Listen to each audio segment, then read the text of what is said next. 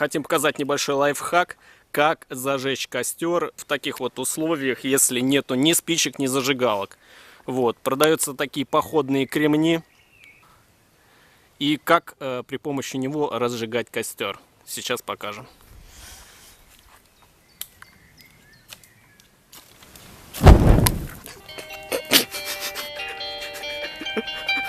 Вот это да! Вот так вот просто обычным походным кремнем, покажи его еще разочек. Чиркаешь и готов костер.